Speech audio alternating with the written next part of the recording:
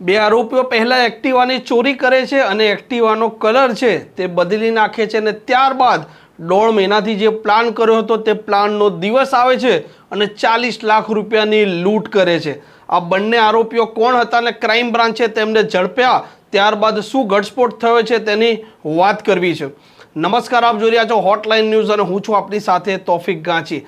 અમદાવાદમાં આંગડિયા પેઢીમાં દિવસમાં લાખોથી કરોડો રૂપિયાનો વ્યવહાર થતો હોય છે અને રોડ પર આ પૈસાનું ટ્રાન્ઝેક્શન તેમના કર્મચારીઓ એક જગ્યાએથી બીજી જગ્યાએ કરતા હોય છે। થોડાક દિવસ પહેલા આંગડિયા પેઢીનો એક કર્મચારી લૂંટાયો હતો અને ફરી એક વખત એલિસ બ્રિજના કલગી 4 રસ્તા પાસેથી દોડા દિવસે રૂપિયા 40 લાખ રૂપિયાની લૂંટ થઈ હતી। આ બંને જે લૂંટારુઓ છે તેને લૂંટ કરવા માટે 1.5 મહિના પહેલા પ્લાન બનાવ્યો હતો અને આંગડિયા પેઢીના કર્મચારીઓ જમાલપુર એપીએમસીના આસપાસ પોતાનું એક્ટિવા અને રિક્ષામાં જે અવર જવર કરતા હતા તેની વોચ ગોઠવી હતી અને ત્યારબાદ તે તેમના યોગ્ય સમયે આ લૂંટ કરે છે। બંને આરોપીઓને ક્રાઇમ બ્રાન્ચે દબોચી લીધા છે અને આ મામલે એસીપી ભરત પટેલે શું કહ્યું છે તે પણ આપ સાંભળો।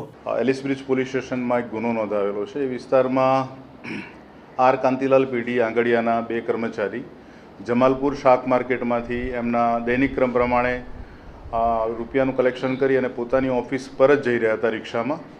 એ વખતે કલગી 4 રસ્તાથી લો ગાર્ડનની વચ્ચે એક કાળા કલરના એક્ટિવ પર આવેલા 2 વ્યક્તિઓએ રિક્ષા પાસે જઈ એ લોકોના ઉપર મરચાંની ભૂકી નાખી અને એમની પાસે રહેલો પૈસાનો થેલો ઝૂંટવવાની કોશિશ કરેલી। આ બંને કર્મચારી દ્વારા થેલો ન ખેંચી જવા દેવા માટે ખાસી બધી ઝપાઝપી થયેલી। એ દરમિયાન આ બંને વ્યક્તિ પૈકીના એક વ્યક્તિ એની પાસેની રહેલા હથિયારથી ફાયર કરેલું અને ફાયરમાં ઈજા થયેલી અને એ હથિયારથી જેણે માથાના ભાગે પણ ઈજા કરેલી। આ સંબંધે ગુનો નોંધાતા ક્રાઇમ બ્રાન્ચની અલગ અલગ ટીમો કામે લાગેલી। સૌપ્રથમ જે આ એક્ટિવા આઈડેન્ટિફાઈ થયું ને એક્ટિવાનો જે નંબર અત્યારે જે છે ઉપલબ્ધ એ નંબર શરૂઆતથી જ નકલી હોવાનો જણાવેલો। એ 4 વ્હીલર એક્સેન્ટ કારનો નંબર છે।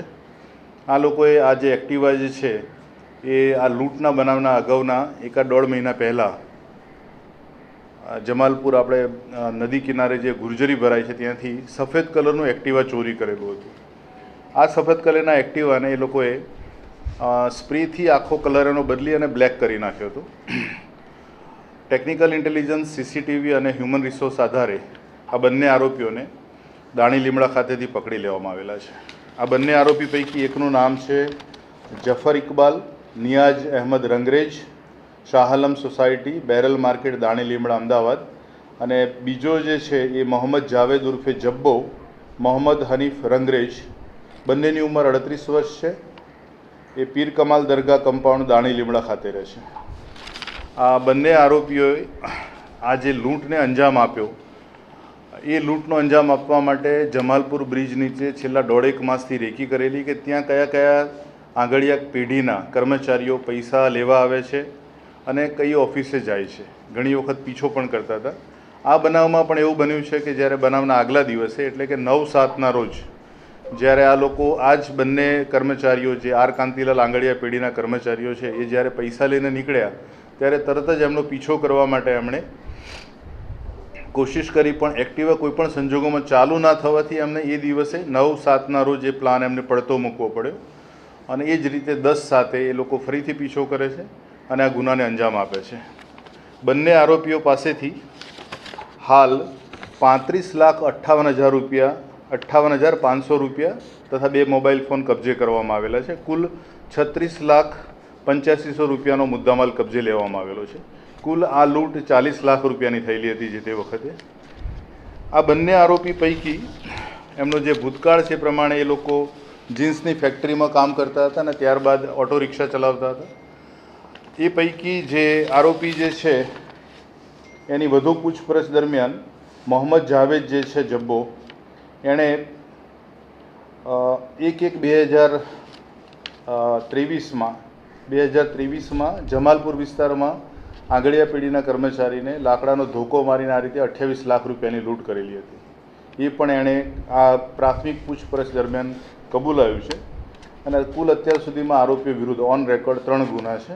જે એક એક્ટિવા ચોરીનો છે, હાલ જે અત્યારે આ એલિસ બ્રિજ પોલીસ સ્ટેશનમાં જે લૂંટનો ગુનો નોંધાયેલો છે એ છે અને અગાઉ જે ગયા વર્ષે લૂંટ કરવામાં આવેલી હતી એ ગુનો નોંધાયેલો છે.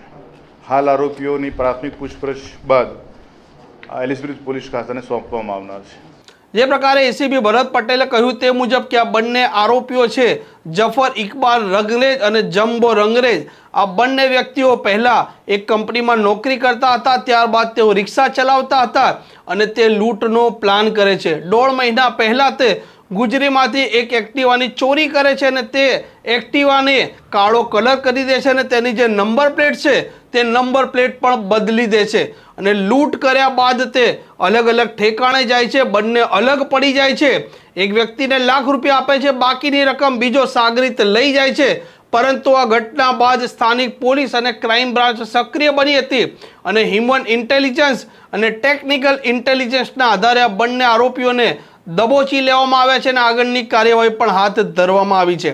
આ પ્રકારની ક્રાઇમ સ્ટોરી જો આપને પસંદ આવતી હોય તો હોટલાઇન ન્યૂઝને સબસ્ક્રાઇબ કરવાનું ભૂલતા નહીં.